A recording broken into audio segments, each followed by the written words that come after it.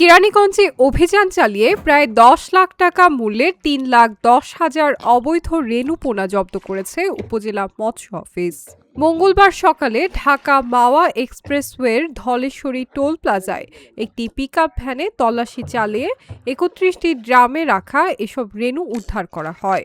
পরে উদ্ধার করা রেণু ধলেশ্বরী নদীতে অবমুক্ত করা হয়। মৎস্য কর্মকর্তারা জানান, চট্টগ্রামের কর্ণফুলী নদী থেকে অবৈধভাবে সংগ্রহ করা রেণুগুলো খুলনায় নেওয়া হচ্ছিল। পরিবহনকারীরা বৈধ কাগজপত্র দেখাতে না পারায় অভিযান চালিয়ে সেগুলো জব্দ করা হয়। কেরানীগঞ্জ উপজেলা মৎস্য কর্মকর্তা কারিশমা আহমেদ জাকসি বলেন, অবৈধ রেণু পরিবহন ও পাচার রোধে নিয়মিত নজরদারি এবং অভিযান অব্যাহত থাকবে।